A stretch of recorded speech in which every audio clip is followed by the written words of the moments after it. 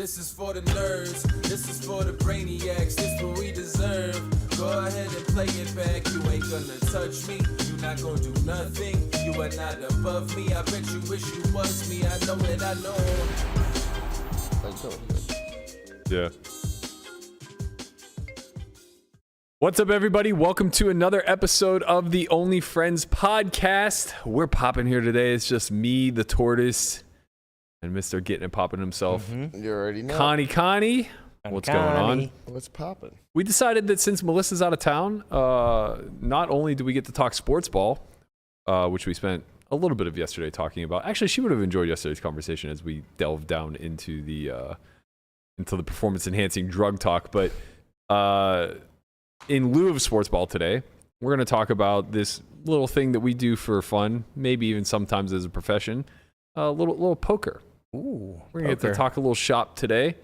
My plans are, well, you know what? We'll just get to that. Basically, there's some conversations to be had around Live at the Bike, Hustler Live, the beef that they've seemed to have engaged in over the past few months. It's really shaping up in an interesting manner, as well as an old hand that I played on Live at the Bike, $1 Million Cash Game versus Nick Vertucci.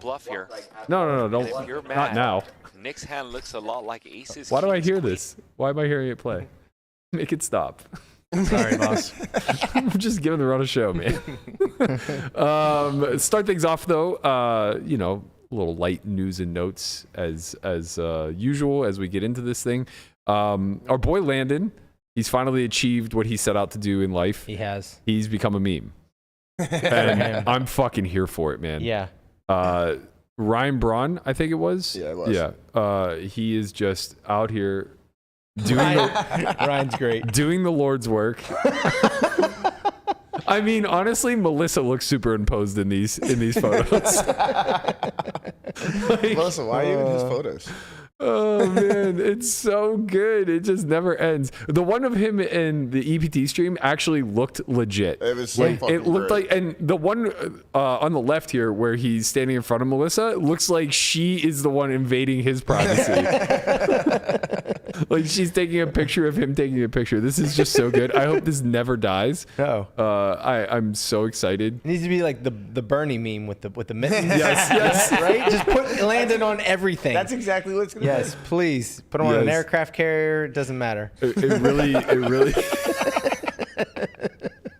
it's so good. I mean, honestly, what were you thinking, bro? I know. What were you thinking? Right? Like, come on. He wants to be a meme. That's what it is. He does. Because when you post a picture like that, that is people. The internet is just gonna run with it. Yeah. Like every time he gets knocked out of a tournament, he should always be at that final table. Honestly, I think I agree. I actually do agree. I think something that we can do to aid in this is to create a PNG file available for download off of our site. So that you can all just like create your own Landon memes. I like that. I think this is like, right. Maybe this should just be like the thumbnail of like in some way, shape or form, Landon's just in the thumbnail. Like how Melissa tries to put the pubes in all the thumbnails. Instead, we just sneak Landon in there. Yes, instead of the pubes, we have a where's Landon type of mystery. I can get behind that one. So much better. I saw something. Actually, somebody sent this to me in my DMs on Instagram the other day. We were talking about how not everybody's built proportionally, and there are people with longer legs, and then people who have longer torsos. And I'm a long torso guy, and I get this a lot. Everyone's like, "You have such amazing posture." It's so frustrating because like I'm not a short guy. But when they meet me, they always go, I thought you were going to be so much taller. Like, well, I'm 6 foot. But the reality is that I actually have like relatively short legs, all things considered, and a long torso. And I think this Instagram clip really sums up what it is that I'm demonstrating. So I am the guy on the right. That's incredible. Yeah. And you could just see that like their torsos, despite being maybe 6 or 7 inches difference, are probably comparable. And their leg differential is, probably somewhere in the neighborhood of like a foot. I didn't know that the human body had that type of disproportionate. I'm body still types. thrown off. I still think it's Photoshop someow. It's a video, bro. I don't give a fuck. Like, I think the guy on the left is slouching a little bit, and the other guy is sitting up right. So just to make it a little different, but it's still. I mean, he is. Even if they were the exact same, like if they weren't, if one wasn't slouching and the other one wasn't, sitting straight up, they'd probably be the exact same size sitting down, and then they stand up and one is 6 inches taller, which is incredible. Yeah, I didn't realize. I didn't realize it was as common of a phenomenon as it is. For whatever reason, I just believed people were proportional, but that's probably the least likely outcome, actually. We should do a video where all of us sit down in a row and then all stand up like that and see what it looks like, the difference. Yeah, that actually would be kind of funny. I found out mostly about this through reading this book by David Epstein called The Sports Gene. It was I can't remember if it was his first book or his second book. So he has 2 books. One's The Sports Gene and one is, I can't remember. It's about specialization. But I'm pretty sure it was from The Sports Gene. And he was talking about how certain body types are have a propensity to excel at certain sports. So swimmers tend to have long torso, short legs. Short legs, really? Yeah. Because they can move faster? I don't know the science behind it. I just remember him saying like Phelps is. I would think like a long wingspan would be. Right. Long torso, short legs. So if you have a long torso, you have long arms as well? Yeah, so it's proportional to your stature, not to your actual limbs. Right, yeah. Like my wingspan is probably much greater than the length of my legs. Yeah. But yeah, he used Phelps as an example of somebody who's just like very disproportional upper body to lower body, and he has this like massive wingspan that's significant. I think the average wingspan is like tip to tip about your height, give or take, or maybe like your height time or plus 10%, something along those lines. I think my wingspan's like 6'4". Wow, somewhere in that neighborhood. Yeah. But yeah, I can't remember what the inverse was. I think the inverse was running, like running sports, specifically speed and distance. Oh, I think Usain Bolt was the counter example, where his legs are just like so long. Right. Yeah. So like one stride for him is like 3 strides for somebody else. For me. Yeah, I heard something else too. I think Usain Bolt has like the greatest turnover ratio of anybody to ever sprint. So what that means is like his ability to take strides is faster than anybody else. So stride for stride, he puts it up or picks it up and puts it down basically faster than anybody else. Amazing. So I'm not sure like what his actual stride length is. It may actually be less than like that might not be where his speed is actually coming from. It might actually just be from the sheer turnover rate, his ability to Fred Flintstone his way through the competition, if you will. Yeah, I actually kind of like this. This is a side, but somebody said, I suggest doing a countdown timer and or some Poker Out Loud highlights at the start of the podcast instead of a cold start. I'm kind of into that. We do have some Poker Out Loud hands from the 100th episode. We could do a little bit more of that maybe in the future. Yeah. That sounds pretty good. Yeah, it's just more work for Guapo. Yeah, I mean, that's fine. What else? It's not like we're paying him. I work for free. Fucking works for tortillas and prop bets. Why he loses all the prop bets. he's in a fat loss bet right now with Andre. They did a prop bet and he has to get to 16.5%. My best eyeball guess is he's probably like low 20s, like 22 to 24%. And he was typing in the chat today that today's his day one. And Christian was like, you're dead to get to 16.5%. He's like, well, I brush my teeth with tortillas. So It's true. Makes it a little bit more difficult. I actually had one of the worst prop bets I think I ever made with Connie during the series. Wow. How do you lose a prop bet to Conrad? What are you talking about? Shut I up. never lose prop bets. You swear, you take the fucking most like absurd side. You always say I lose prop bets. You always say this. I don't lose prop bets. Well, the thing is, if you lost one to Berkey, then you're just don't do that. Which one? Don't do that. which one did I lose to Berkey? true though. No, don't do that. He makes asinine statements that are so far from truth. What prop bet did I lose? And then somebody says, "Okay, bet me," and he starts walking everything back. Wait, what prop bet? He does. He just moonwalks his way out of a My name's difficult not situation. Chin. This is a Christian thing that you're talking about, first of all. Christian just loses them and pays. Anyway. Two things you don't do. Christian just tries to get. I don't lose an prop absurd bets. You're price. right. Wait, I want to know what prop bet I lost to you. No, you won. I'm sorry. That's my point. Is this me, Connie? Yeah. This is how many runners in the Millie Maker. You remember that? Oh yeah, That was a good one.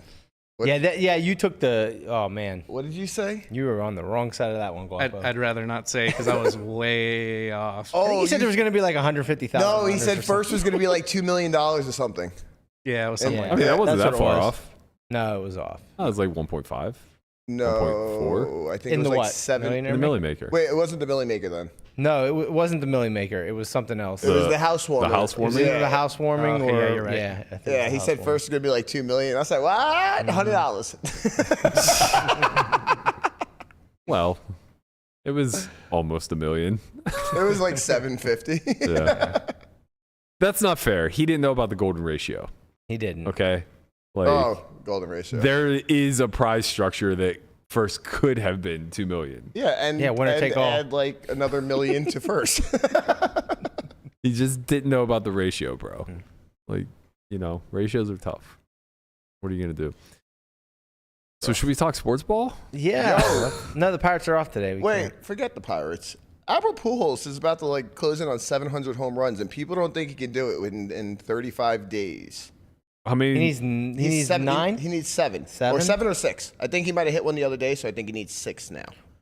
if he gets pitched to, I think he'll do it. And he's pretty old in his career. I'm sure nobody's pitching around Albert Pujols at this point. There's actually a decent chance that he might do it in Pittsburgh, which would be just so fitting because he just crushed Yeah. Pirates for how many years? Yeah, But like they played them at PNC Park, I think mid to late September. So like there's a good chance that like he'll be right around that number. He's for sure retired after this year, right? Well, it depends. If I he thought ends that at- was like the whole reason he went to the All-Star game. I think if he ends at $6.99, he might come back. Well, that's the thing. That's what they were saying. Like, does he come back for another year? Of course, why not? I mean, he's just He doesn't have to play the whole year. Just hit the home run and then retire. he's a designated hitter, so he's just like. Pujols is old He is old. in American terms. Like, you know how old he is with that fake ass birth certificate? You know, he might be like 65. This dude is in his 50s. What does it say on paper? Like 38, 39? 43, I think. No, he's in his 30s What, still. don't you know me? You know how old Bonds was his final season? How old? I think he was 43. He's 42 years old. And birthday January 16th, 1980. Sound familiar? Yeah, it does. I was born in 81. Well, that's. I mean, I thought he was, for some reason, I thought he was younger. he's than I definitely was. older than that. Like he was at the prime time of like coming over and changing birth certificates. Okay, hold on. I need to do some math. 58, 48. Minus. Okay, yeah. So he was 43 his final season. Bonds? Yeah. Do you know what his stats like? Do you even have a ballpark guess like what his stats were? He crushed it. Yeah. He absolutely crushed. I think he hit like 320 and like had like 40 or 50 home runs and something stupid. So he got hurt in 05. Only played 14 games. Came back in 2006, and why is his batting average not being shown? Mm-hmm. Let me go to another. Okay, so he came back in 2006. Hit. Why do they make it so hard to find batting averages if it's not like a reasonable stat to care about? Isn't it? Okay, he hit 270 in 2006 with. This is just silly. Wait. Okay, there it is. 115 walks. And 26 home runs. That's at 42. That's At pretty 43, he hits 28 home runs, bats 276, and walks another 132 times. And, you're gonna My tell God. And me then steroid didn't get a player. job the following season. Yeah.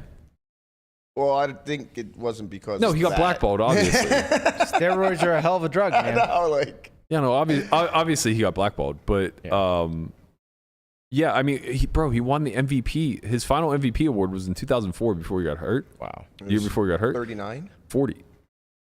40 years old when he won his last MVP. Like, How many? I Does mean, he have? they intentionally 7. walked him. He won Buck Showalter 7? intentionally walked him with the bases loaded, and it worked out. And it worked out, yeah. He had 7 MVPs and was literally robbed by Terry Pendleton in 92, I think. Yeah, 92. How does He won 92, baseball work? didn't he, for the Pirates? He won in 91. How does baseball work? It's NL and AL. Yeah. Okay, Just two okay. two each. Oh, you're right. He won it in 90 and 92. Well, 90, 92, 93, 94. No. 90, 92, 93. And in 91, he got runner-up to Pendleton, which was just an absolute snow job. Well, Um, let somebody else win it once in a while. It's man, his stats are disgusting. Did he ever win it with Pittsburgh? Yeah, twice. 90 and 92. 90, 92. And then got robbed in 91. Gotcha. Easily should have won it 3 times in a row. They also should have went to the World Series at least twice. But I digress. My child, man, one single tear streamed down my face when Sid Bream double-crossed us and scored on that fucking base hit the left field. I can't relive it again. Look, I'm going to say something that I think is true, but it may be a little controversial. He was fucking out. Close. People don't know that it was close. Yeah. Everybody talks about like, oh, Bonds had a wet noodle for an arm and like, didn't He really. made a terrible throw. Did He he? should have been thrown out. Look, Sid Bream had the big ass brace on his knee. Yeah, but like running, he's running on he was- contact. Yeah, he was just, man. I don't know. I'm just saying, man, he was out. If the throw was online, he'd have definitely been out. Yeah, it was up the first base line a bit. Yeah. You're right. But it would have been interesting if they had replay back then. Who knows? It might have been a different story. Pirates are in the fucking world. Look at this old ass bum. Look, he's out. Oh my God. He's it's fucking so out, close. man. It's so close. He's fucking out. Yeah, so he needs 7 more home runs.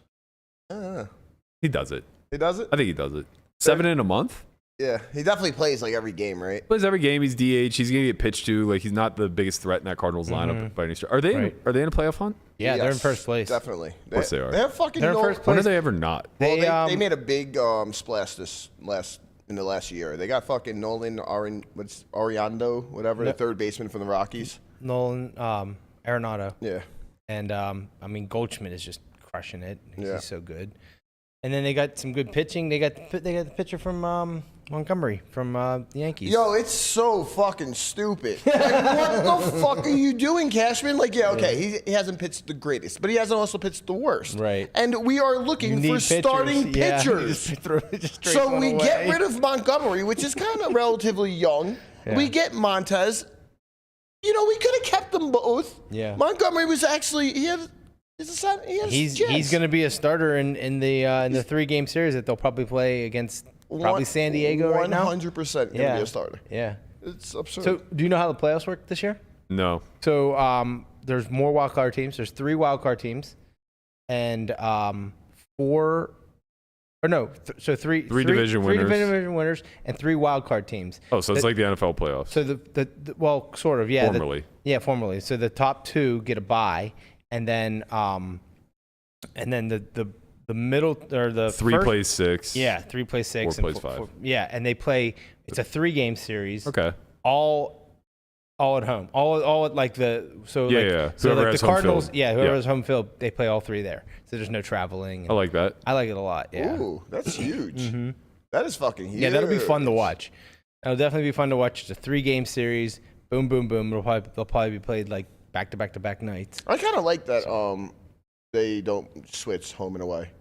Yeah. It's because like other than Well, the for a traveling, 3-game set, it's That's irrelevant. why they like never wanted That's to true. like expand the wild card game beyond 1 game. They're like, there's too much travel and there's this and that, and they're like, well, it's just whoever has the home field advantage, that's where you play. Yeah, especially 3 for a games. wild card. Like, you don't really deserve Yeah. a game at home. Right, exactly. Whenever you're not technically like a part of the right. division And leaders. if you win your division, you're going to get those 3 games at home. So Melissa, you could have called in instead of typing into the chat how much you hate sports ball. Like you don't get to do this from afar. Okay.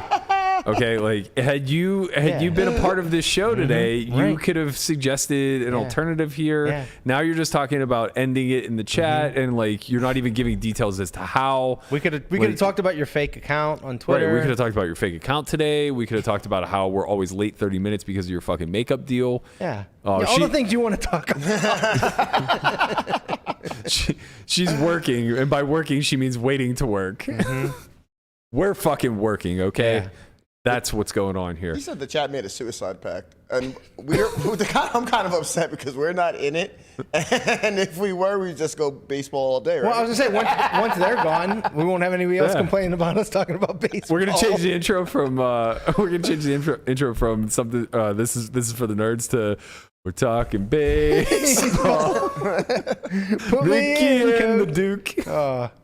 Oh man, there's a nice playlist out there of baseball songs. Yeah, we can't sing them all because they'll probably take us down. Yeah, probably. I mean, with how close to the reenactments we are. Yeah. A lot of songs like have affiliations to sports specifically, in spite of the fact that wasn't where like Bruce Springsteen's "Glory Days" is just a baseball song. Oh, for sure, through and through, 100%. I've never listened to it in any other setting except for at a ballpark. Yeah. I think that's very true. I think Coach Oberdorf made "Won't Back Down" a sports song for us. Right. Sure. Because he used to play that on the away games on repeat in the bus the whole way. I feel like "Don't Stop Believing" is a hockey song. No. I mean, it's a song for the people, really. But we are the champions, obviously. Sports-wise, I feel like I hear it in hockey games a lot. Really? Yeah, specifically Detroit Red Wing games. I could be wrong. What do you mean? They were always fucking winning every game. They didn't have to believe in anything. The time you're talking about, they Not didn't anymore, fucking man. lose a game. For Fucking the last- Yzerman and all these people. Yeah, they used to be great. For the last 15 years, they've been the joke of the league. Nah, that's for sure. I don't know where I was going with that, to be honest. I lost my train of thought. I'm still irate at Melissa. I'm trying to figure out how that's a hockey song, and I'm trying to put it into another sport. It's just an arena song, really. Like it doesn't play as well at like an NFL. No, I field, agree you there. know? It definitely doesn't play football. That's where you need Renegade. Yes. Yeah. you know. Doesn't play basketball. sticks. Oh, mama. No, I don't even know what you're doing. Don't ruin that What song are for you me, doing? Berkey. Don't ruin that song. Yo, you guys don't watch basketball, I know that. But did you know fucking Kevin Durant requested a trade like 2 months ago? Yes. Okay, so the odds for the Brooklyn to win the championship were minus 4,000 when he requested the trade. Not minus 4,000. Mi- No. Minus 40, whatever. Plus 4,000. Plus. Plus 4. Sorry. This is why you're a terrible prop bettor. Don't fucking tell me otherwise. What? You don't even know which way lines go. No, that's obviously not true, you Riri. Anyway. So they were plus 4,000 to win the championship, and yesterday they decided that they're not going anywhere. Durant's not leaving, Irvin's not leaving, and now they're like 7-2 to win. Jesus. That's Well, I mean, those two guys are really good at basketball. Yeah. well, they didn't leave the team, and the odds just fucking completely went the other way. That happens though. That happens in with rumors or like they sway. How are you able to decipher what the fuck he's talking about? He just had them at minus 4,000, and now all of a sudden they're 3-2. Because he and- understands what I'm saying. I know what he's saying. He's saying that it's crazy how much the odds swung by just the rumor of Durant leaving. But right? Yes. Wait, swung in which direction? They're more Well, they're more favorited. Which direction do you So think it they was? were like, yeah, right? That exactly. they're more favorited now. Now that they are going to stay. They went from like 9-2 to plus 4,000 to back to 7-2. or yeah, it whatever. was. Okay, yes. So they're a bigger favorite now. Yes. Okay, Yes. yeah. I don't Because they're both locked in. understand why this is shocking news. They're both very good at basketball. Well, was the the shocking rumor. news It's the is fact that the rumor did it. just they weren't off the team. It was just a rumor that they might be off the team. Shot the odds Like, way up. Well, Like just saying he they wanted weren't rumors. They both wanted fucking saying out. that they wanted a trade just shot him way up, and like it didn't happen. yeah. Okay, Like the but, like, Nets still had control of them. Right. So anybody that was sharp enough to know that'd still be on the team, made those bets and is killing it.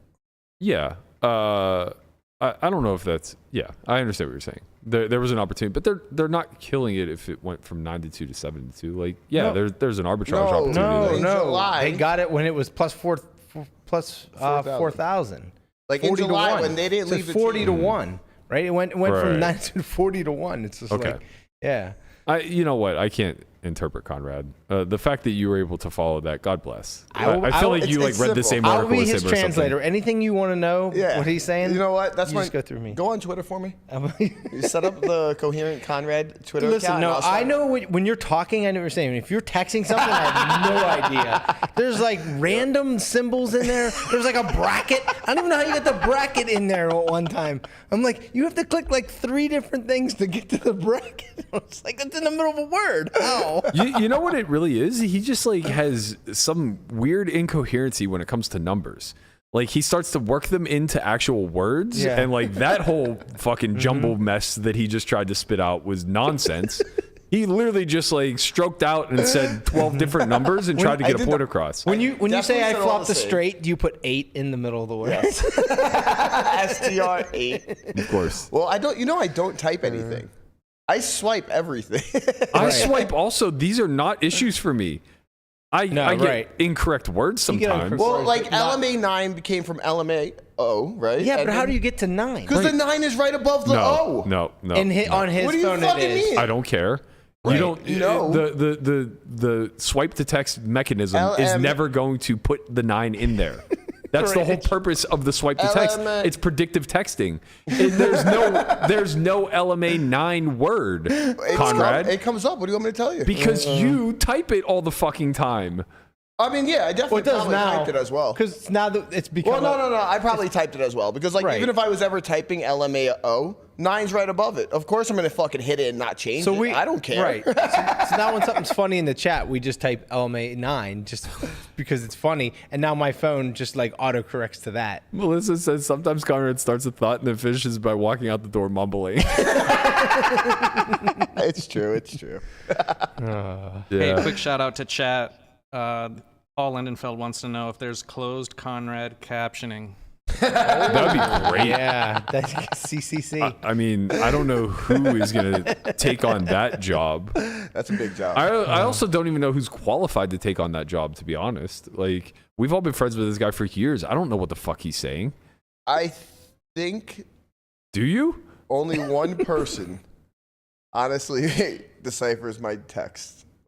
Who? Melissa. She always deciphers it in the fucking group chat. Yeah, well, I guess, you know. No, nobody else. Look alike, talk alike. Yeah, you guys are real kindred spirits. Yeah. About to interview Chance. Why is Chance there? Give us the tea, Melissa. You What's got an going on? invite and you didn't, man. You got an invite from Hellmuth? That's what fucking happened. All right. Well, before we get to Hustler and Live at the Bike, let's talk Triton for a second. Wow. This fucking hand. All right, you guys don't know Rui like I know Rui. No. Is his name Rui or is his name I don't give a fuck? It's both.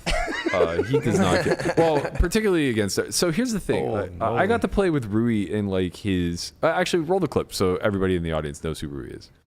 Okay, Rui, just 7 deuce, 10K. Just 7 deuce. Okay. 7 deuce, 10K. Okay? 7 deuce, 10K. 15 minutes later. Wow. I would have thought you had. People want to become like me, businessman winning a title. Of course. 30K c-bet from Rui Cow. A raise to 126,000 euro with 7 deuce, ready to show everyone. Play against. Oh my god, he's calling with 8 high. He doesn't have anything. Got deuce 7 this time. I don't understand. And the turn is an ace. You have about 500. 400,000 behind. About a bit less than 400. 400. Oh my, he's reaching for chips. Half pot bet, and Rui Cal calls him 8-7 high, thinking that Tom has got nothing and he's going to steal it from him. Can Tom fire one more time? He gives up. This is the craziest hand I've seen. He goes all in. 2-7. 2-7, right? Yeah. Why did you check then? Because he snap called me if I shove. Queen net.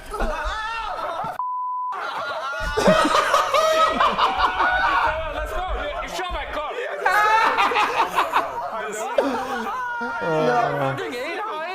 You shove. I swear to God, I call. No, I'm convinced that's true. I believe him. I call. Yeah. I am 100%. I believe that. I'm 100% convinced that he said this man has 7 deuce. Anything he bets river, I call. That was the first time me seeing this hand, and that was fucking great. I mean, yeah. So Rui's a maniac. If that's not obvious at this point.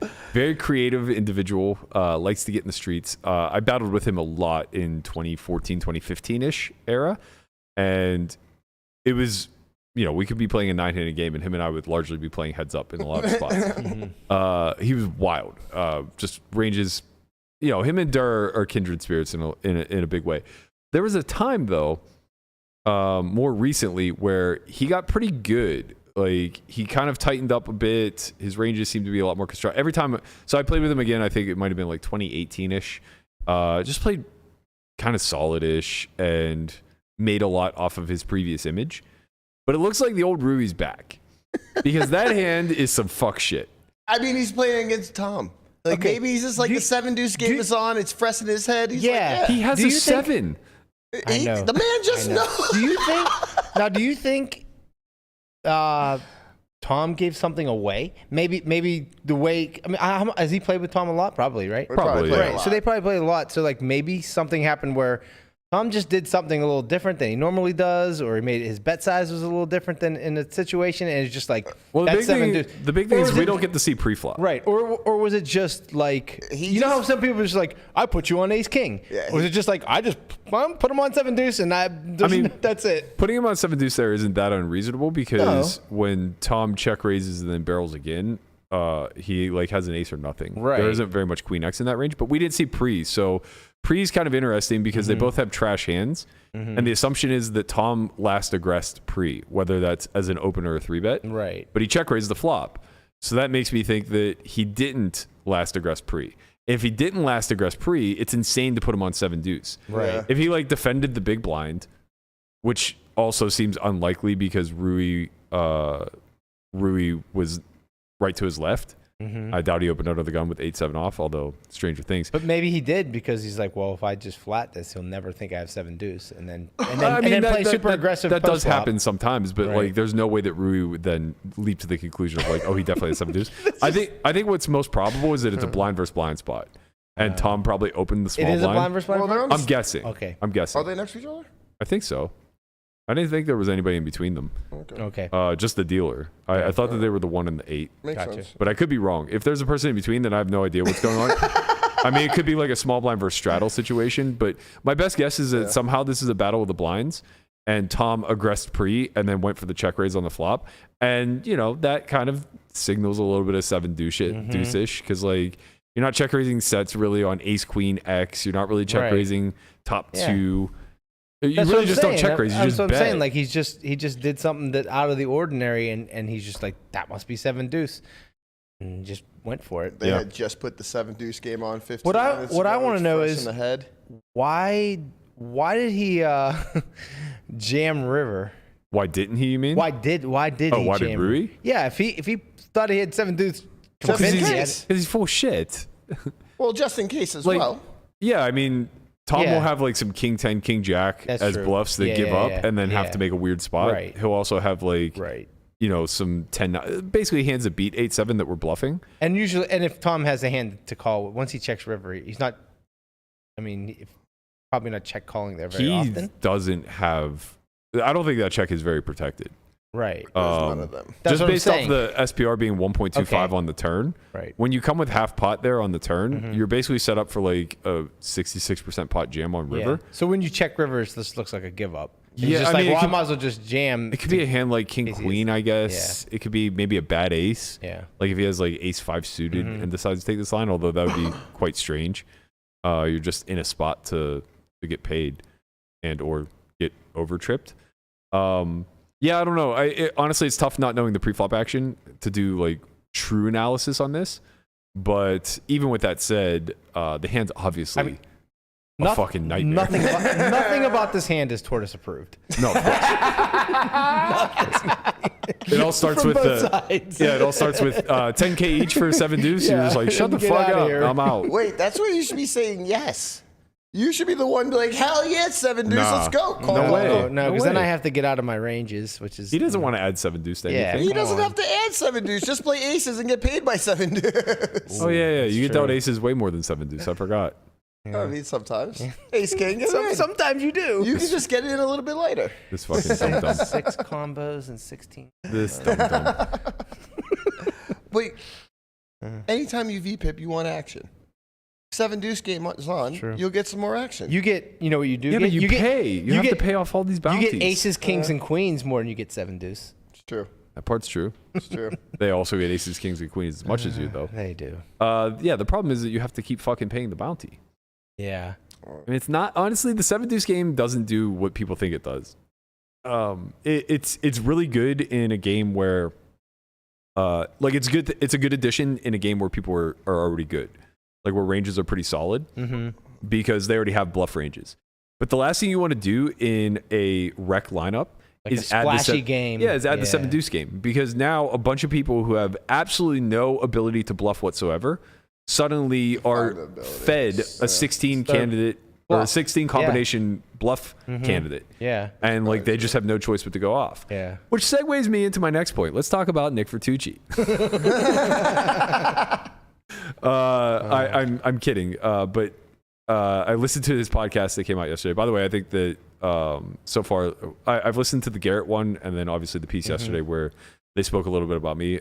Garrett's always a fucking great interview. Of course. It's like that's a can't miss for your first guest. It seems like him and Veronica have pretty good rapport. Hopefully that continues on and we get some good content out of them. But yesterday they were discussing poker beefs and Veronica led the witness a bit and basically brought up this or rehashed this old quote unquote beef that Nick and I had from like 2017. Speaking of drama, do you have any drama with any poker players?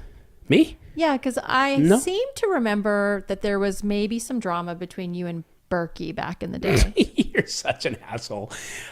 Like 5 or 6 years ago or 4 something. Yeah. Yeah. There was What some. happened? You like to surprise me. We want to know. You like to surprise me with this shit. I know the people watching right now. Sure. And me. It's so I don't know boring, which but camera I'm supposed to I'll look tell at. you. No, I'll tell you. Well, first of all, let me say this. Looking back now in the rear view, if I have to put a percentage on it, I would say I'm 85% in the wrong on that one. Wow. Yeah, I know. Weird, right? Very weird. Never I didn't wrong. know. Nice looking set. Very Rogan-esque. It is nice, yeah. Very It's clean. Yeah, like some rich mahogany is in that room. Yeah, no, they do. Honestly, what I'm most envious of that set isn't really the design or anything like that. It's the fact that they do have an established single shot that they can use for the thumbnail every day, which is really nice because we make Melissa basically do the Lord's work every single day of like, okay, what's the thumb going to be today? And like she has to pull clips and stuff. But anyway, what Nick was referencing there was 2017, 2018, somewhere around there, the first $1 million cash game on Live at the Bike. We played this hand where, I got in the mix with the Jack 7 suited. He 3-bet me. His 3-bet percentage back then was like, 2. And never not a good hand. It was always just like kings plus maybe some ace king. Chose a small size. I decide to take a flop. We see a 998 board, and I just go for it. So what ultimately came of that he kind of referenced was this inherent, or maybe not inherent, but like this public spat between he and I because of one single thing that maybe I didn't consider when I agreed to. So Poker News hit me up after the show had aired, and like that was one of the highlight hands. And at this point, I had said literally nothing about it. Like there were no interviews on Live at the Bike or anything along those lines. So like it just happened, and we went on our merry way. So like a few days later, Poker News hit me up, and they were like, "Hey, we were thinking about doing or like covering this hand. Would you mind giving a breakdown from your perspective?" I'm like, "Yeah, sure. You know, we have this whole training business just around. Maybe I'll do a quick minute or two on the hand." And so I did. I basically gave my commentary over, and they like laid it over the hand. I think we actually have that clip right now to let you guys in on what the hand was and what I ultimately said in the video. Kings, queens, and an overpair. Yeah, that's the next level. That's pretty strong. And Matt Berkey goes all in for 45,700, and he says he has a 9 in his. After a very long, torturous tank, Nick finally lets me off the hook and does muck his hand. I don't think he really did anything wrong in this hand, other than maybe c-betting the flop. I think that it's going to be very difficult for him to get 3 streets of value from any real hands in my range. And when I do possess a 9 or do decide to bluff, he gets kind of positioned into a really challenging spot where he just has to hold on for 3 streets with the top of his range. Now, that being said, I probably am over bluffing compared to the field, so he probably could just call with aces on the end. But it's a big decision. It's $45,000. That's 200 plus big blinds on 1 street of poker. It's not common for one pair to be just stacking off at that rate. I mean, I thought it was a fascinating hand. I thought it was a really good spot for me to run this line, even though I didn't necessarily have the best hand candidate to do so. And I'm really happy and fortunate that it got through. After a very long, torturous tank. That was the only. So I need to give a little context. In Nick's interview, he went on and said like Berkey did all these interviews and like videos and stuff like that. That was the only thing that went out. And I understand now in retrospect that he got a little sore about it. By the way, I appreciate him saying that like he was 85% in the wrong. I also agree that like wasn't in the best taste. You did say that he did nothing wrong in the hand. Yeah, I was very diplomatic. Look, you want my honest truth now 5 years later. You played the hand like fucking shit, man. Like, let's be real. Like, that was the most diplomatic review that, like, you want to talk about not tapping the glass. You just saw it. Like, that was, here's how you can play poker a little bit better without actually upsetting the fish. And I truly did upset him. So in that regard, like, I'm sorry that, you know, I made him feel a certain way about it and that it escalated into a beef. But I'm glad that, like, you know, in retrospect, he's a much better player now. We've come a long way and we can kind of joke about this. But, like, yeah, of course, like, he folded aces. That's the best hand he'll ever have there, especially if he's not 3-betting hands like 9-10 suited and ace-9 suited, which at the time he probably wasn't. Now he's a different player now. I wouldn't take the same line, and I do think he plays a much more well-rounded game, so like that's neither here nor there. They call him Nick Vertucci. He's not 3-betting fucking 9-10 or ace-10 suited. Nah, yeah, but he's a 2022 nit, not a 2018 nit. It's different, man. 2018 nits only VPIP 3%. That's true. 2022 nits, you know, they've looked at a chart. And they just like find those little edges and Exhibit A. Yeah, he plays tortoise style. Right, Nick, you're a great company. You play like the fucking tortoise here. You guys might be the biggest winners in the room. Listen, this is what I do. I think what should I open here, and then if it's like close, then I just open. Do you though? Fuck no. If it's close, he's like, nah. You know what? I can pick it about a spot. Right? No, because if I think it's close in my head, then it's definitely an open. That's probably true. That's probably, I see what you're saying. Right? Next level thinking. Yeah. The opening parts probably aren't that difficult. It's the 3 bets. I'm getting better. It's a lot of like, well, this hand's nice. I think I'm just gonna watch fucking Brian play. There I go. Look at me go.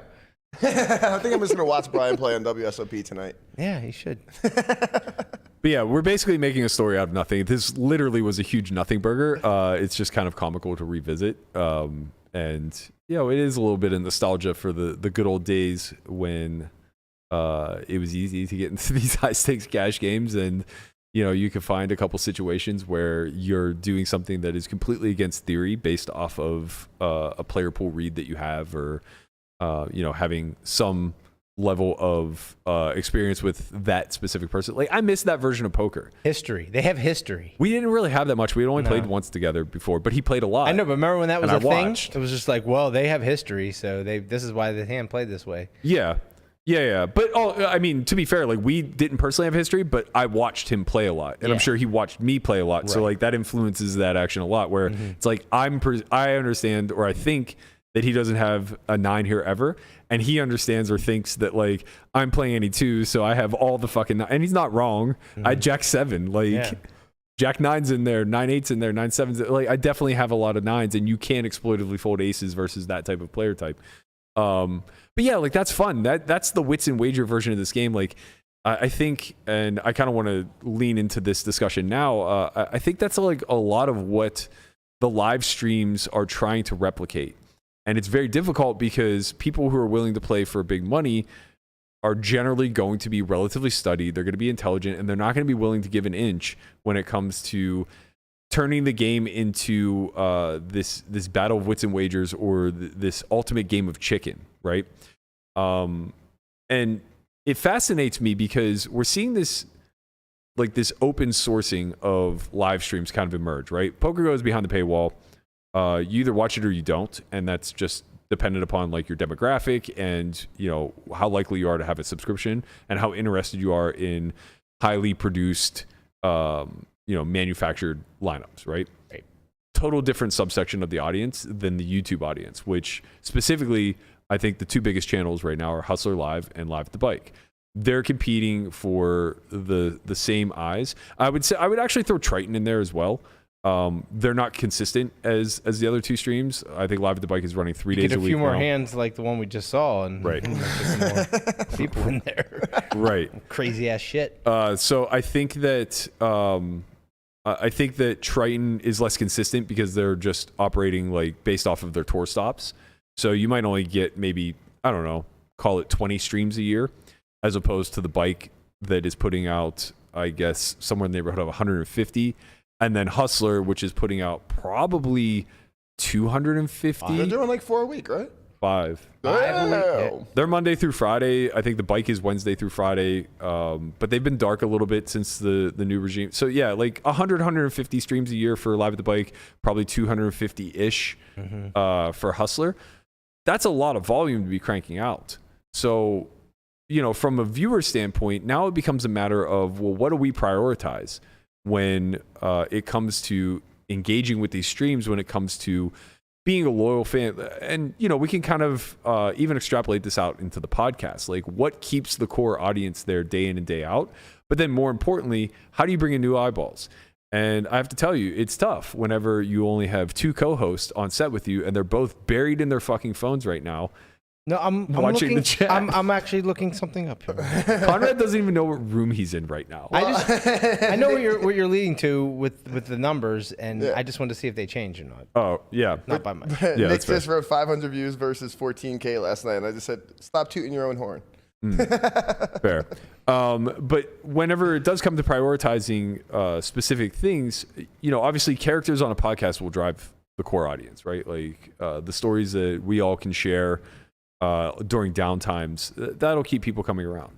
I think for Hustler, it's clear that they've set themselves apart in 2 specific ways, which is the Monday. Why can't I think of the name? It's from DQ. DGAF. No, but it's from Max Payne Monday. Max Payne, yeah. Right. So the Max Payne Monday and the High Stakes Fridays, those have clearly separated themselves as 2 marquee weekly events that bring in new eyeballs, right? So these are going to be your acquisition. This is your acquisition model. One is a very high stakes game. The other one is kind of like what we were talking about, where it's more of a game of chicken. People are just playing the player a lot more. It's not really a lineup full of GTO wizards or anything along those lines. And there's a fun atmosphere. Yeah, it's a fun atmosphere, but it's still high enough stakes where it matters. Yeah. And then the fill-in days, the Tuesdays through Thursdays, are just going to be a lot of retention. Right, so it's going to be putting on streams for those who care to have some poker to consume on the daily, and you know it's a tough ask for guys like Ryan who are building streams and guys like Wayne, because you have to keep players from going broke, and then you have to have a deep enough roster that when players do go broke, you have somebody to fill in, right? And honestly, this shows how out of touch I am. I'm not even positive that Hustler runs Tuesday through Thursday. I know they have a Wednesday stream. I'm pretty sure they definitely have a Tuesday stream because I think it has like lower numbers. Yeah, Nick, you can confirm if you're still in the chat if you guys are 5 days a week or 3 days a week. But I honestly don't know off the top of my head. In any event, it's not really important. What I'm trying to arrive at the bigger picture goal of these productions is that we have to understand that it's not corollary to a televised product, right? It's not corollary to even sport, because no sport is going to put out a 5 day a week product from one specific entity, right? Like even in baseball, where they're playing pretty regularly, they're getting more than 2 days a week off. I think. Yeah, No. maybe you're right. One, sometimes none. They never get two often. Yeah, you might be right. Everybody's saying 5 days a week. Okay, so yeah, maybe baseball is like the only real parallel, but they have like such a massive undertaking with their season, and even then, it's like you're still going to have national games where you're blacked out, and you know your local audience isn't always going to consume through the same channel. So it becomes a matter then of if we want to grow as a community as a whole, and then each individual stream house, such as Live at the Bike, Hustler. And then when you start to get into the somewhat smaller streams like the Lodge in Texas, TCH, pretty much everything else is coming out of Texas. I can't think of anywhere specific that... Only Texas. Yeah, like Texas and LA, and that's it. Florida, nothing really on the East Coast. The California streams have shut down since Stones left. Yeah. WPT, I guess, does like one-off events. Yeah. But difficult, they partner with Hustler for some of them. It's difficult to really see where it comes. I guess like Triton would be a good example of a one-off type of event, but that's that's Poker Go Productions basically. When we're talking about these dailies though, where the competition is high and the audience is seemingly stagnant, what can we prioritize to now bring in new eyeballs? Because I think that the old template of just get poker characters that are willing to play high stakes dies on this daily show type of we're much closer to melding together a podcast and a poker show than we are melding together like a weekly sitcom and a poker show, which is what high stakes poker was, what Poker After Dark was, like these highly produced shows that were edited down. Same thing with WSOP, edited way down to a consumer-based product that came out in some sort of timely fashion. We're not there anymore. Like 2022, we are binge watching everything. People are tuning in for the full 8 hours. I don't think retention is at all an issue. Like you don't lose your audience, right? Like they come and they stay. It's an acquisition issue. And I think this week of Hustler kind of like creating this small beef with Live at the Bike and pitting their product up against one another, I think it's great for market growth. I think it's great. I think competition breeds improvements. Yeah, of course. But what I haven't really taken away yet, what I don't really understand on a surface level, is why Hustler is outperforming 9-1 versus Live at the Bike. And there are small things that I can get, right? Like we've become we're much more accustomed to Hustler's production.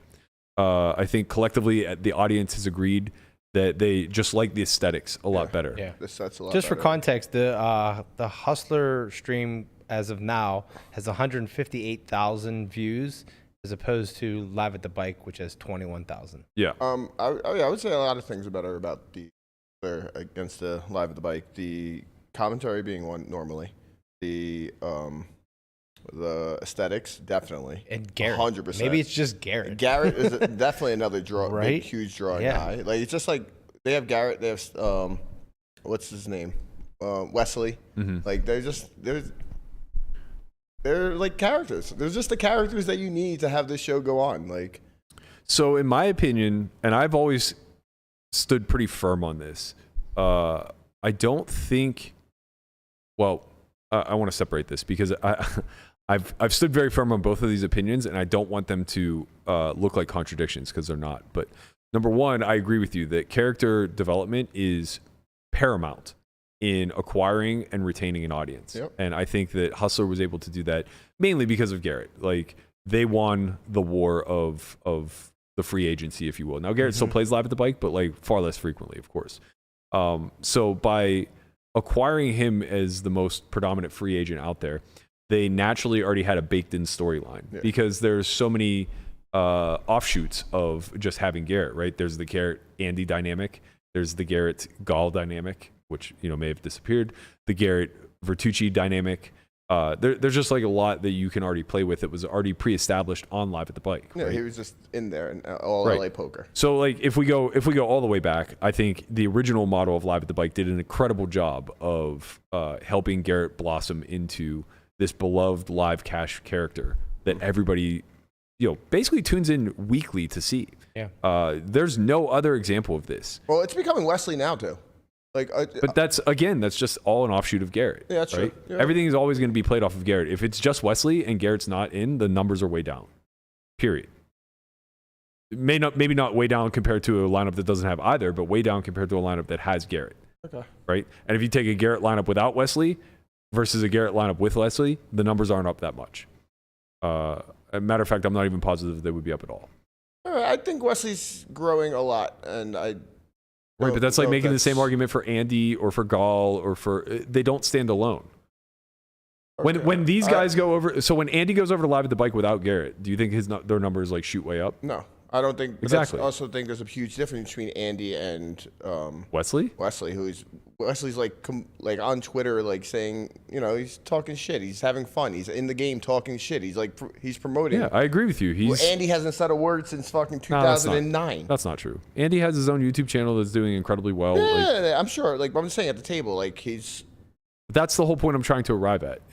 I agree with you that Wesley is an incredible heel. He plays the secondary character very well. I don't think he leads a show.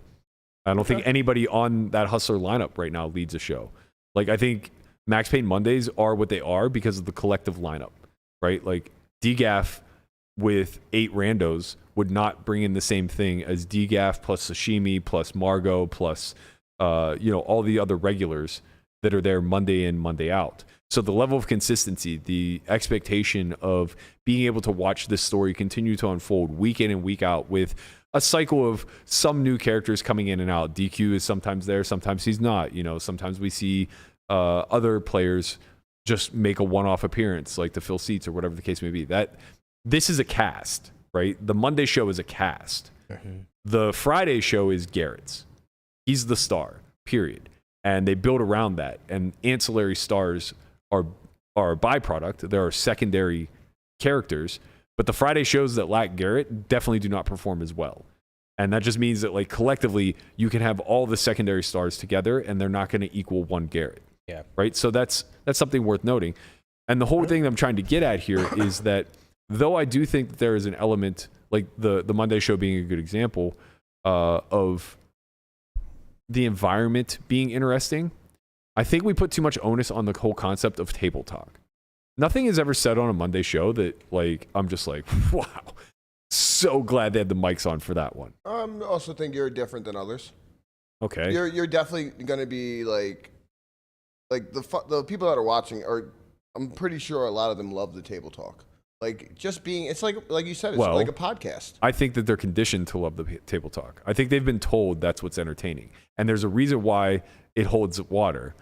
And I'll get to that in a second. But you say that I'm different, but I run a podcast. If something outlandish is said that's newsworthy, I can't wait to jump on it and talk about it the next day. Yeah, but that never doesn't have happens. to be newsworthy. It's just bullshitting. Like people love bullshitting. Okay, so that's why I like our podcast. Yeah, like people love bullshitting. If that's happening, we're not playing poker. But if that's happening in a poker setting, that's awesome. That's awesome to a lot of people. I strongly disagree. I understand that you would. I strongly disagree, and I think the reason why the table talk has to carry the load is because the commentary is not Nick and Ali. Yes, and I understand that too, and I was going to say that. But like, no, there's no but though.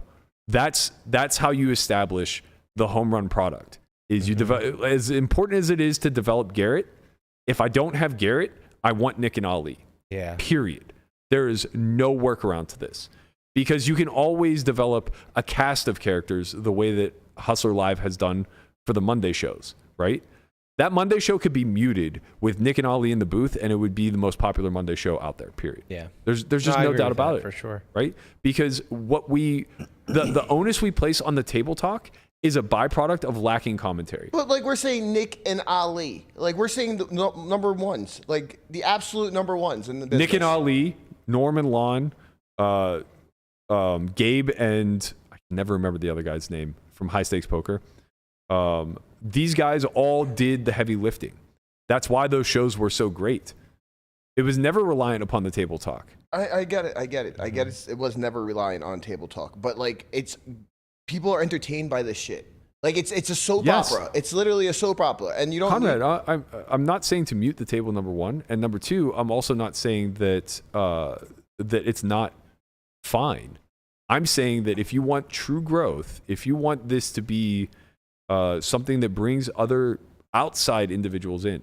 Look, somebody in esports that doesn't know much about. I already agree with that. Like if I didn't tie the two, because like if you want to bring outside individuals in direction with the commentary, we'll do that. Well, like, Monday and Friday are your acquisition models, right? For Hustler, and for Live at the Bike, it's Friday.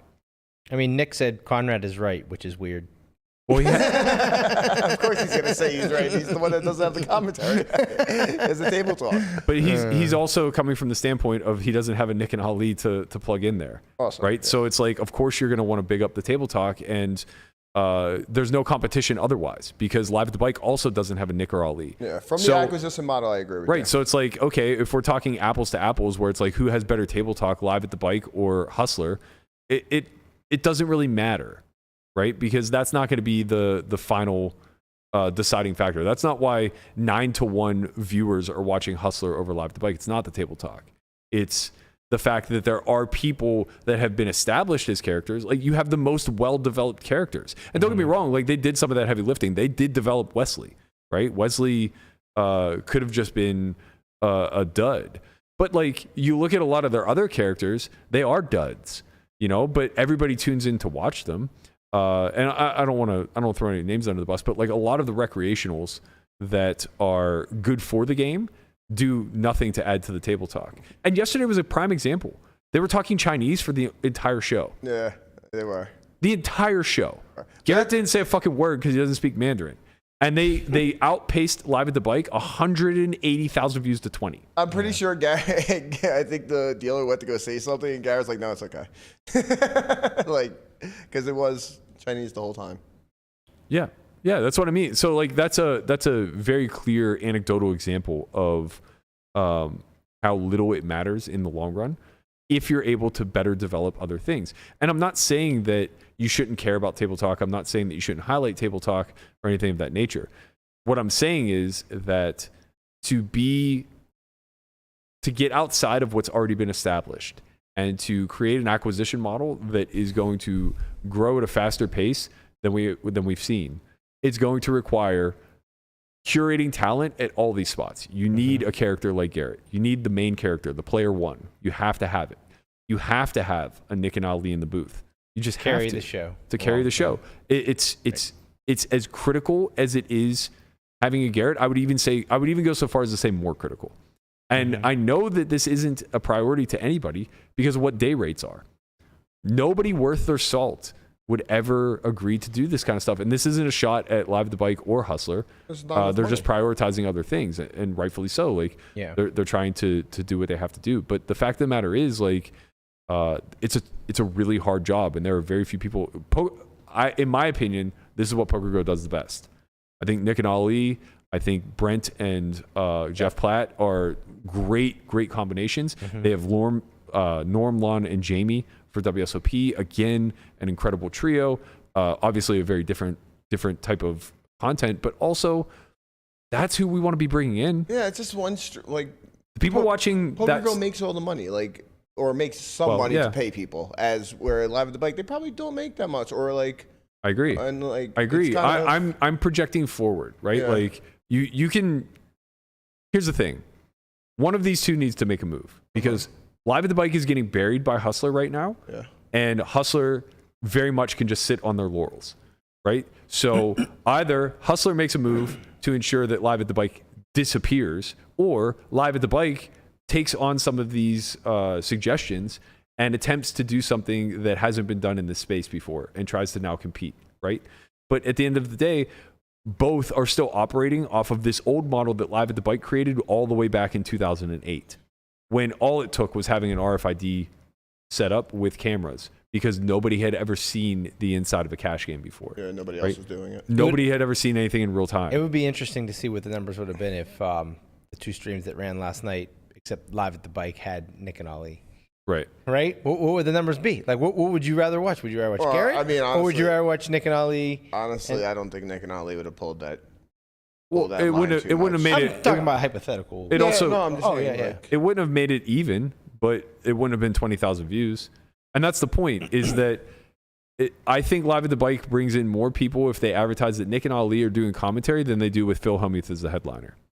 Yes. And that's my main point. Yeah, obviously, right. Phil drew didn't views. draw what they thought they was going to draw, and I think it kind of makes sense. I mean, if you think about Phil, like, plays tight, like, people watch him for the blow-ups, right? Mm-hmm. But he doesn't blow up as much, I think, in cash games as he does. Did you watch any of this? Okay, no. Oh. I'm not saying he blew up. Did you watch any of this?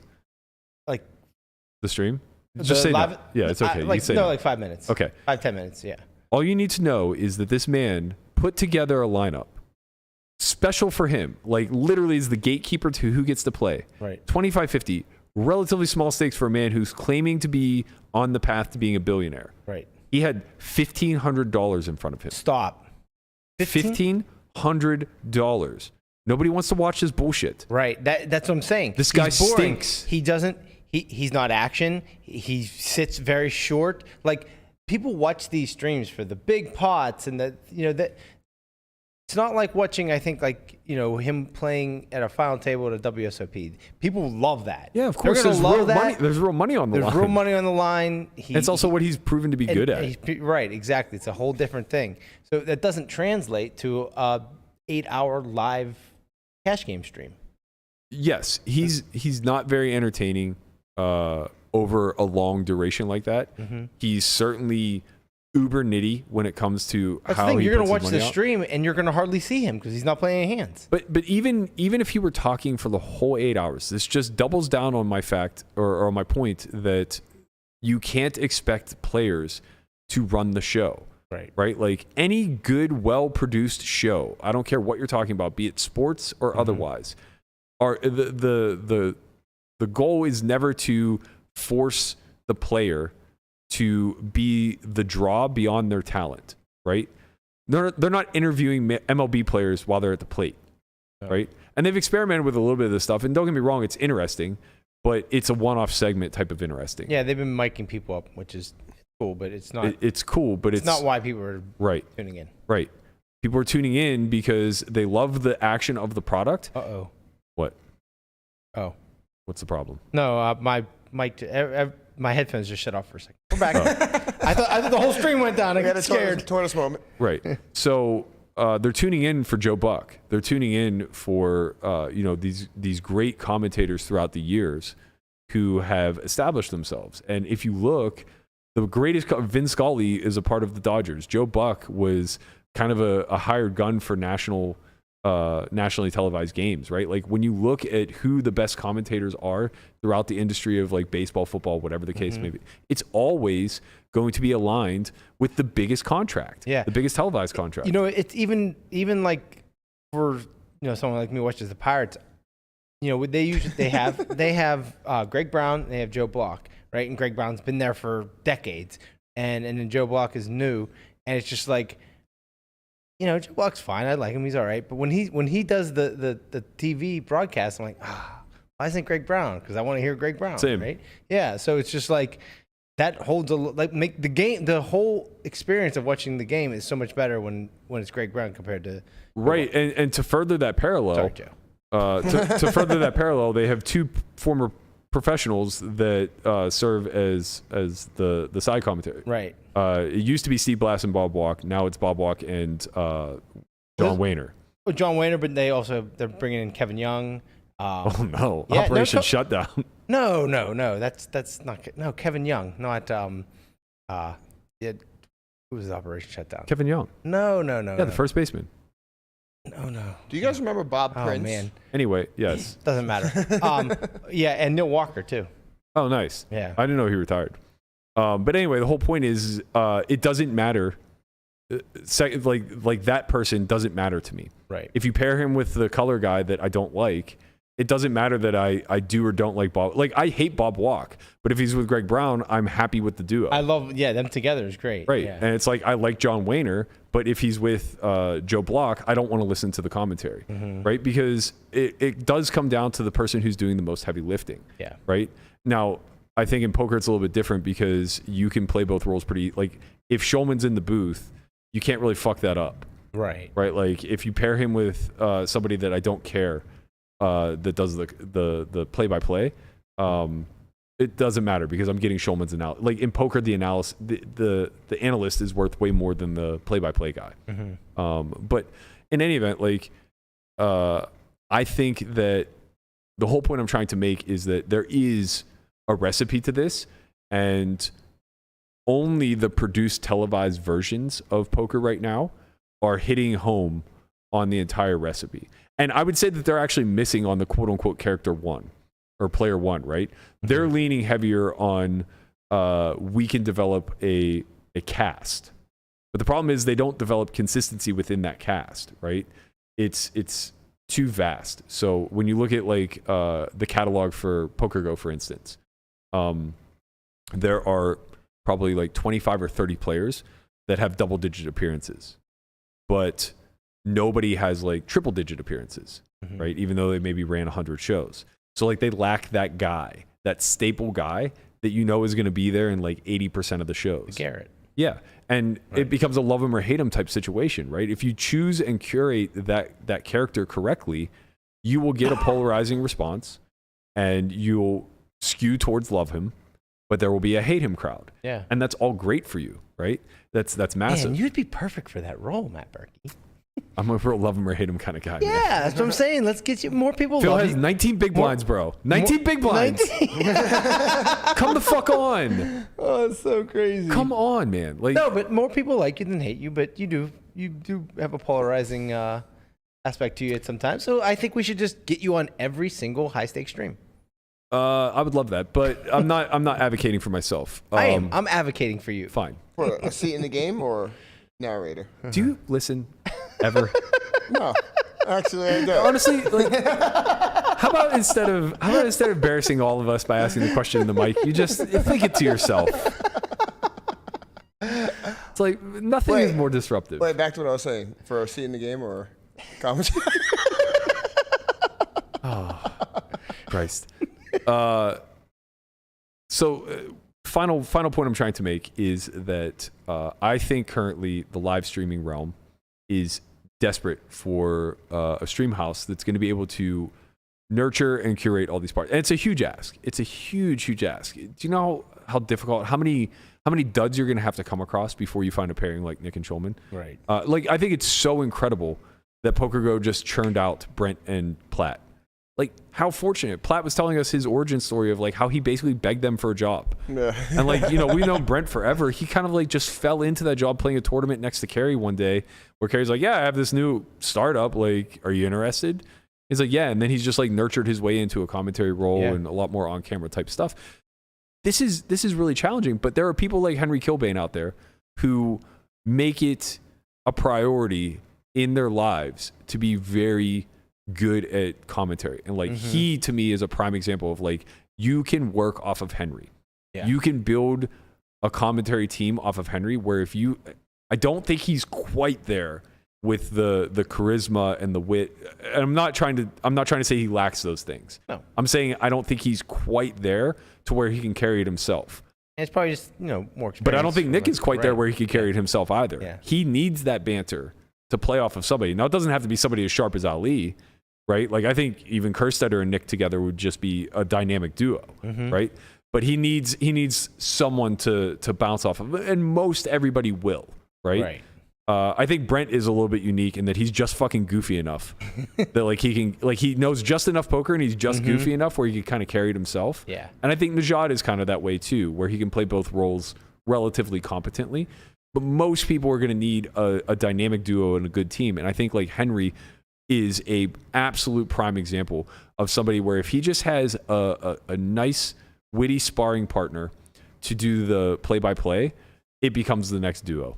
instantaneously overnight. Like there's nobody in this game right now that I would advocate for more. Like I listen to his commentary and it's that good. Melissa's heated right now.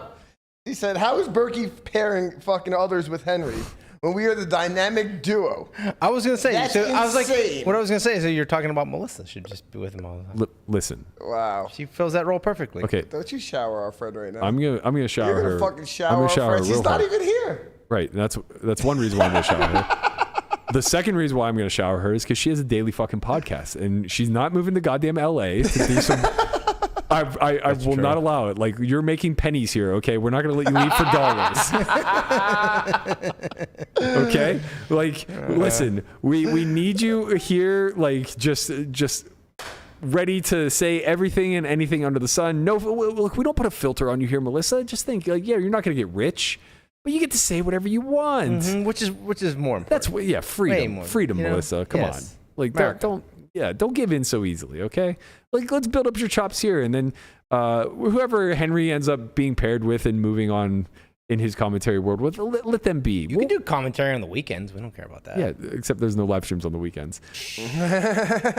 That's also another thing that I think would be relatively sharp. To me, it's crazy that like Live at the Bike is only running 3 days a week, and they're directly mirroring Hustler's lineups. Right? I also think that that's because of players.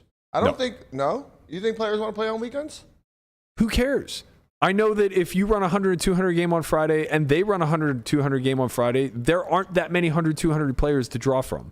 So the stream that's winning gets the better game. Of course. So run it on Saturday, right? Like it's crazy to me that you're running 25-50 on Wednesday and they're running 25-50 on Wednesday. And you're running 100-200 on Friday and they're running 100. Like you don't win the war of attrition with the more established brand, right? And I get that Live at the Bike was first, so technically like they're more established, but like their popularity was largely born out of Ryan, and Ryan has now moved on to Hustler, and he's carried that. He's carried all of that, I guess, credentials with him, right? And he brought his player pools with him. So it's like you have to find a way to share this liquidity pool.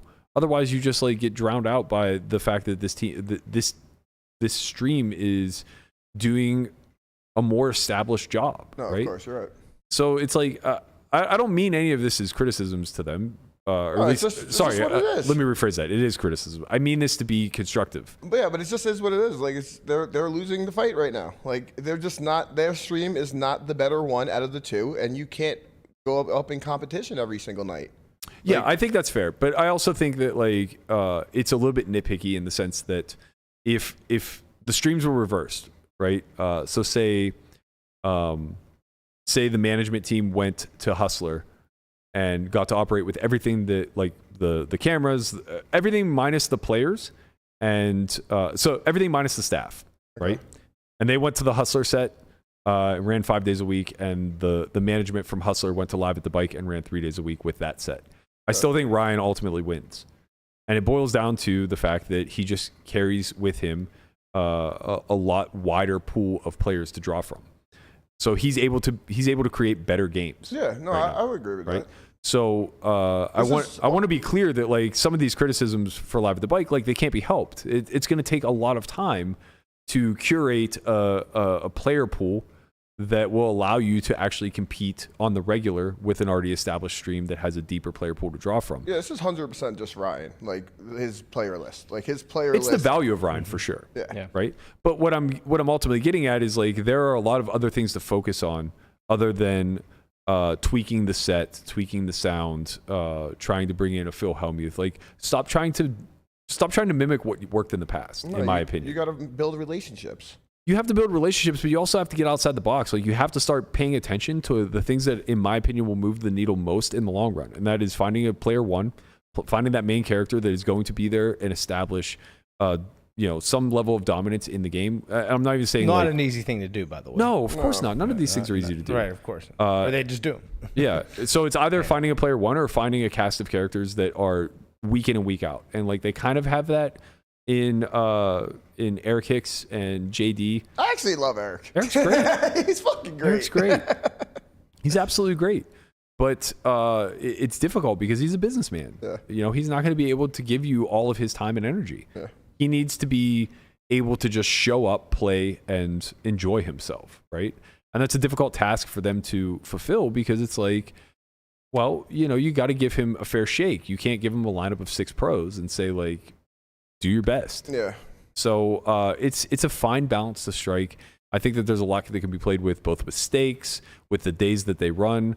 But bigger picture, what I would be putting a lot of my resources in personally would be trying to develop one or a cast of characters that were consistently always in your lineup that you could build around, build like character narratives around. And then number 2, really hone in on trying to curate that commentary team. Like I would put dollars into that.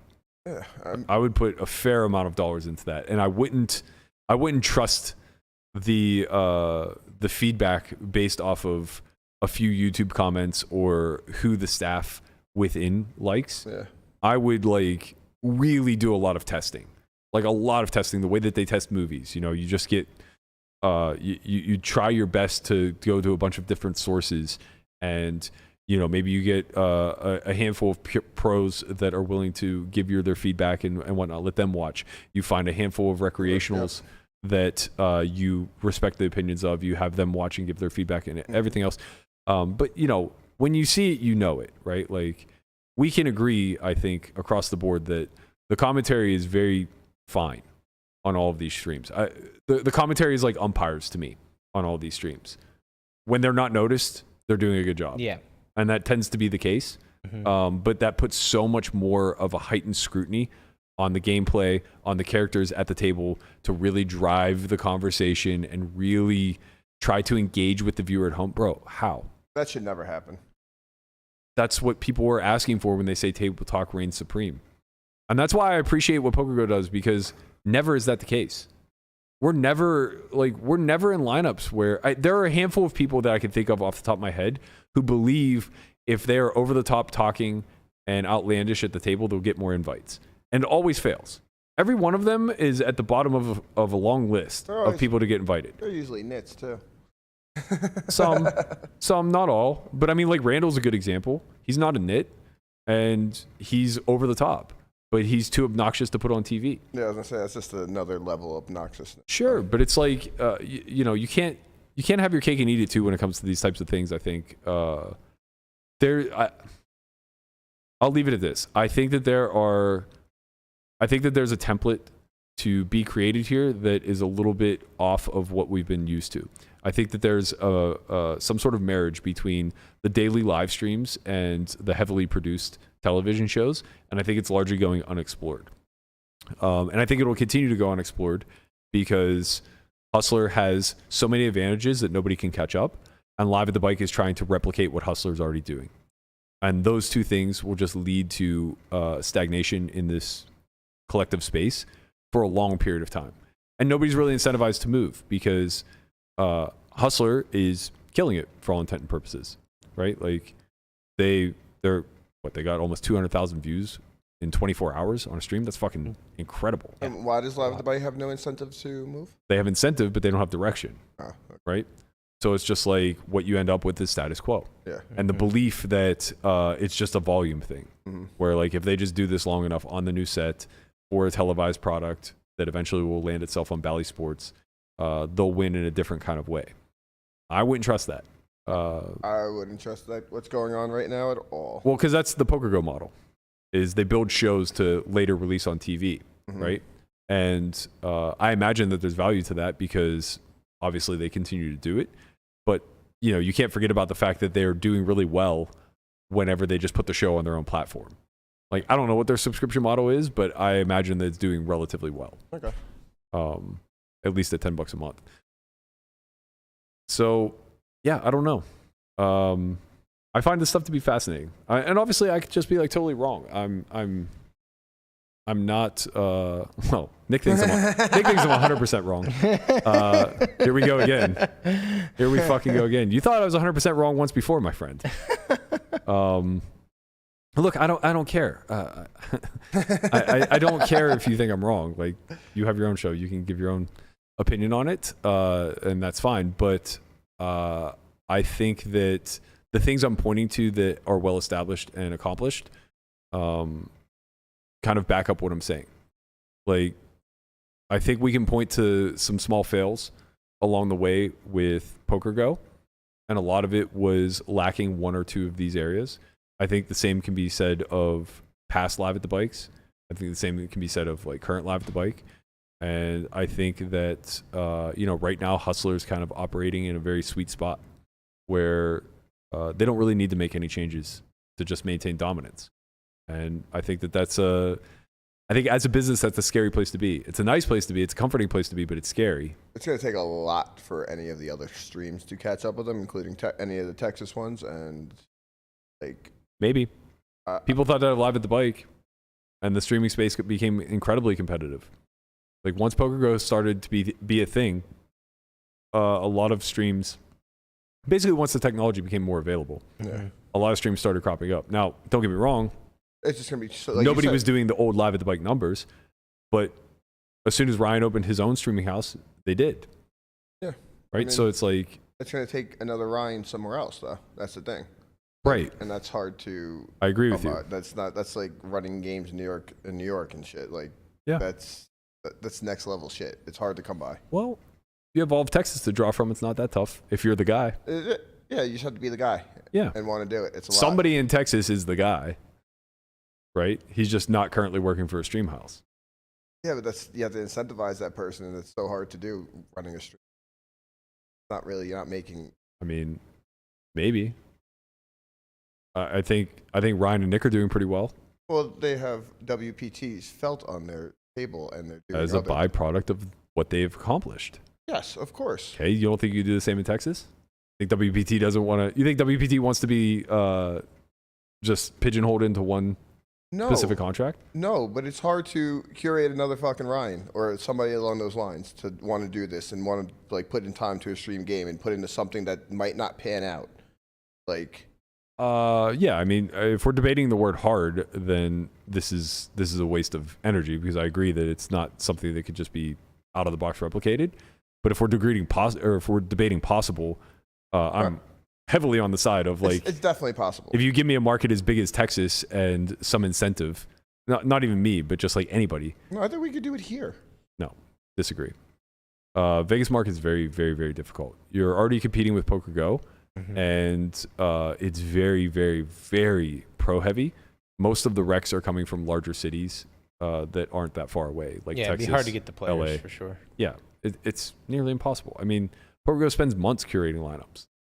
Ryan's churning them out daily, and sure, like you can argue that some of the players are going to LA that you could otherwise keep here in house, but like they're not the fun players, right? They're not the players that are drawing in good action.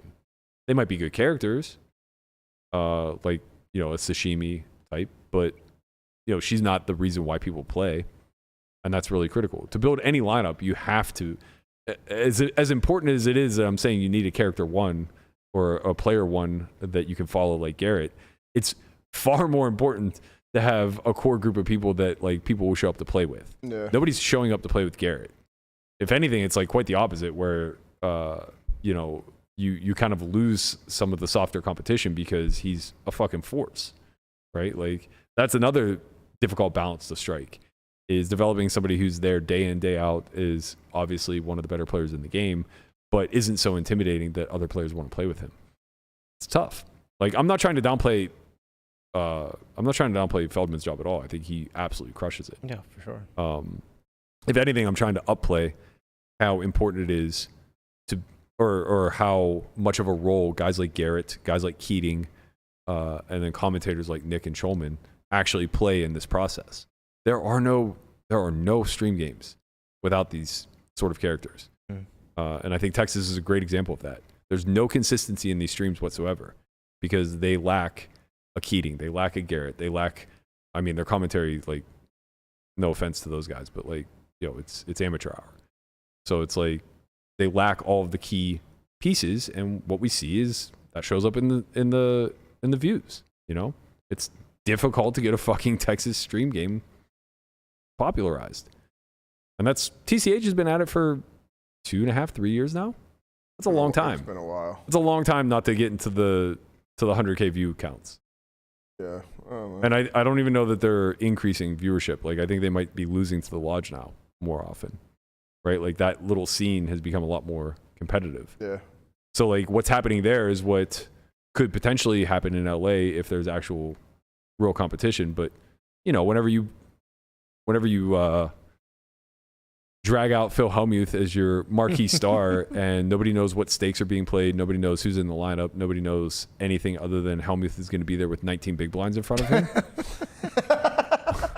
you're not really putting out a fucking competitive product. What is he doing? What do you mean? He's playing. He's just fucking Hellmuth mixing week. it up. I just want to know, like, what this is good for. Like, it's not good for streams, obviously. How is this good for TV? Like, how does this this is bad ever edit down to, like, Phil Hellmuth is running a river bluff for $1,000. He's all in, folks, for $1,000. Like, this is 5-10 stakes. Yeah. Like, that's what you bluff for in a 5-10 game. Yeah. If the game is good. They're playing quarter 50 plus. I mean, I don't know. It would have been nice to see, like, at least if you're going to go that route, at least if Hellmuth is going to be the marquee guy and the big selling point, they're going to play small stakes and he's going to be sitting there short stacking like a fucking nit that he is. at least get like Jason and Shamath and these guys from the All In podcast. They're people. Yeah, like at least let me watch people who are incredibly talented at what they do. Right? Because, like, I don't want to watch somebody who's perceived to be incredibly talented at what he does just play like a fucking idiot. And I don't even mean idiot in the good sense of the word. I mean in the sense that they're playing 50, 100, and he has $1,900 in front of him. $1,900. Look at these average stacks, man. Nobody has 100 blinds in front of them. Crazy. Like, there are 3 people who bought in for more than 100 bigs. Go home. Just wrap it up. Call it a stream. The only time we want to see people play this shallow is whenever it's like a super high roller bowl and they're just like the most elite players in the world who find a way to put in 7 bets with a 27 big blind stack. You know, it's like... I turned it on for, like, I don't know, I'd say like 3 minutes total. As soon as I saw him with 1,500 in front of him, I turned it right off. Yeah, I Couldn't was do like... Can't do it. The optics are just so goddamn bad. I like Eric, so I wanted to watch it Love for a Eric. little bit. I wanted to watch it for You know a how much little Eric bit had in front of more. him? Yeah. 650 big blinds. Yeah. He don't give a fuck. It gives 0 fucks. He'll just sell more electric bikes, man. He just does not. Shout out to my man Eric. Like, he's one of the people that I've met in this streaming industry that I enjoy the most. I like that, like, Hellmuth was the marquee there, and he just got the big dick the whole game. I don't even know what the results were. I don't care. I truly don't. Honestly, without having watched much of the lineup, I think Oace was the only pro in the game. Outside of that, Eric's for sure the best player in that lineup. And, like, you know, lean on that. Find a way to highlight that because he's your guy. He's definitely he's the guy that's there every single week. You know, like, fuck Hellmuth. No offense, you stink. get fucking Eric. Eric is your number one. Put a lineup around him, and it would be awesome. Yeah. Like, I think that's literally where they should start. Yeah, I think it's. You hit that. You're right. He is the core to any cast that you're going to build for sure. But I think like a lot needs to be manipulated in the stakes. I think a lot needs to be manipulated in the timing, the days perhaps. Yeah, of course. Developing an actual crew that will play. They're not able to build if they're gonna go honestly, 1-1. Honestly, at this point, if you're struggling to put games together and you're struggling to do all these things, be the stream that bucks the trend, man. Highlight professionals. Do 25-50 5 days a week of local LA grinders who are willing to get in there and battle versus other really good players. It might fail. I don't think it's necessarily the recipe. Huh? I don't think you can find that. Of course you can. You think you're gonna find fucking some LA grinders that want to come play with pros that are traveling to play with them for no reason? Like you? Why would I go there? All right, but somebody. Nobody's going to travel. That's my whole point. You develop it within. You develop it organically. Take whatever the biggest game is on the floor at the bike and just put it on the feature table. You know, maybe people don't want to do it, but I highly doubt that's the case. Yeah, I mean, it seems like they would have done it already. Doesn't? No, because everybody has this. Everybody has this template in their mind of what it's supposed to look like. And it's supposed to look like Farha back in 2006, punting off infinite money and having there bricks a of few cash. private games at Live at the Bike that are relatively high? Sasha runs a game. Or Saya runs a game, rather. Saya. Like once or twice a week. But yeah, she doesn't have any incentive to put it on TV. That's my point, though. Bro, you're talking about the difference between 2550 and 200-400. You think Saya's game that's private is the same as it was 1-2. Even if it's 1-2, it's a private game. It's not the same as the biggest open game that's running in the casino. Think about the Bellagio 1020 game. Yeah. You think that's the same as the Bobby's Room 100-200 game? Obviously not. Okay, that's my point.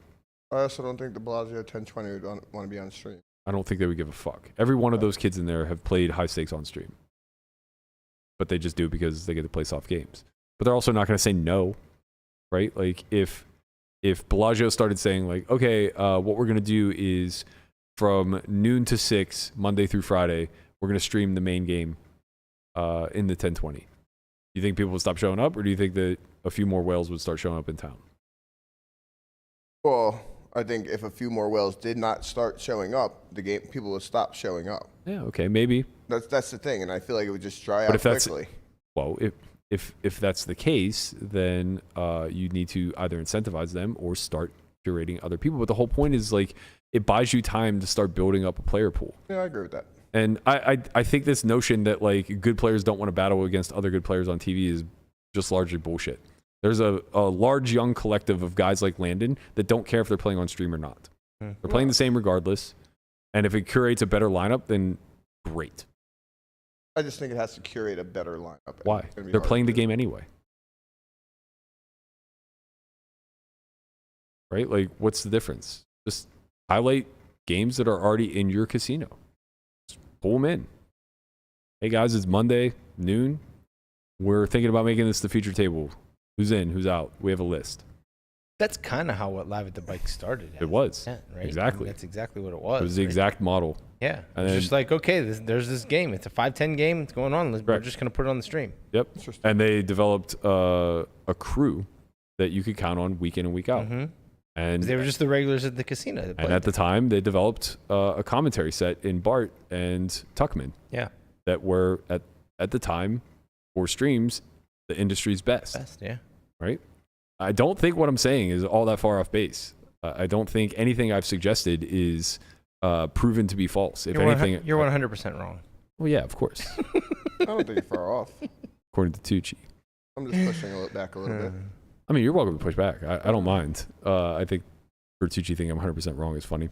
I also think it's funny. He did give an LOL in there. Yeah, I also think it's funny, like, anytime this conversation comes up, there will always be, like, one or two guys in the chat that will be like, Berkey has no charisma. He's the fucking worst to watch in these live games. Yada, yada, yada. It's like... Oh, this is why you don't got a seat, man. Oh, okay. One or two people. Yeah. A, you're literally watching me host a podcast. And B, name me one fucking player that you tune in to watch because they're charismatic. And don't say Garrett, because that's not why you watch. It has nothing to do with his table talk. He could be stone silent for an entire month. He could go on a silent retreat at the table. Everybody would still tune in droves. It has nothing to do with charisma. Bill Locke. Maybe. Jeremy, maybe. Jeremy. Right? But like, if Jeremy didn't play the way he plays, his charisma wouldn't carry it. It's because he's a fucking wild man, right? Like, yes, he has great stories. He's interesting to listen to. Same reason why I would listen to a podcast with Jeremy. But he doesn't have to do those things at the table. Right? It's just, honestly, even then, when you're talking about charisma, it's the way they win and lose. The most memorable things I can think of with Jeremy are hands that he lost. It has nothing to do with like stories he's told, or I don't think to myself like, oh man, this is going to be a great game because Jeremy's in there and like we're going to hear some shit. No, not at all. It's somebody's going to put a beat on him and I'm going to watch his face go sour. And we're going to hear about how like this is case money and you know that stuff is his character. He's broke living Jeremy. You know, he's developed a character. So it's like it's not this notion of being able to carry on a conversation while gambling for high stakes. Like, as somebody who plays in that arena all the time, on or off stream, the only reason that makes for a good or bad game is because when you can get fun players talking about themselves, they really let their guard down and the game loosens up a bunch. That's the only reason, right? You cut the tension out of the air. That's the main purpose of table talk, in my personal opinion. It has very little to do with the actual audience at home. And I think like TV games can tend to be a bit stuffy, which is why you want to get characters in there so that they don't play differently, so that everybody doesn't play like Hellmuth and sit there on 19 big blinds. I'm just going to keep belaboring this point. 19 big blinds. This fucking guy, man, he stinks so bad. It's incredible.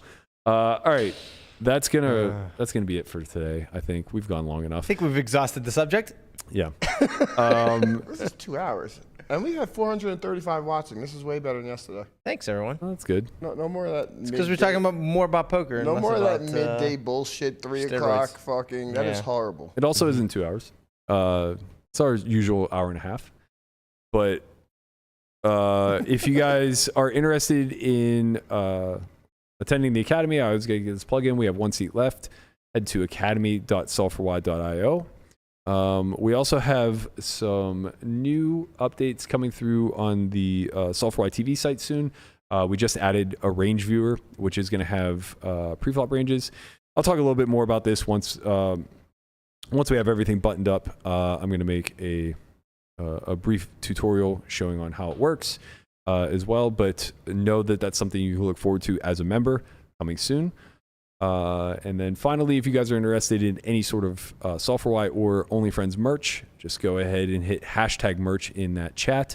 It'll take you to the site. If you want to type it in yourself, it's academy.solveforwhy.io. Click on the merch tab.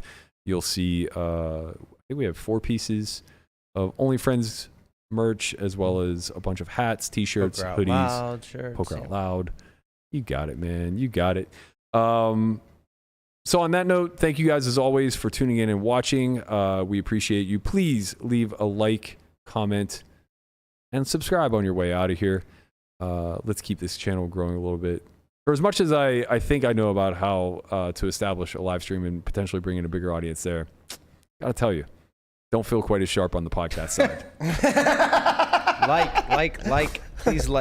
Please subscribe. I do have some ideas in mind, but they're going to take a lot of work and effort. So stay tuned for that. Hopefully over these next 100, we'll keep refining this show into something that can be pretty impactful. Thank you guys. We'll be back around noonish tomorrow, me, Conrad, and the Tortoise for one more time this week. Right. We'll get Melissa back in here next week. We'll see you guys then. Tomorrow's Friday. Peace.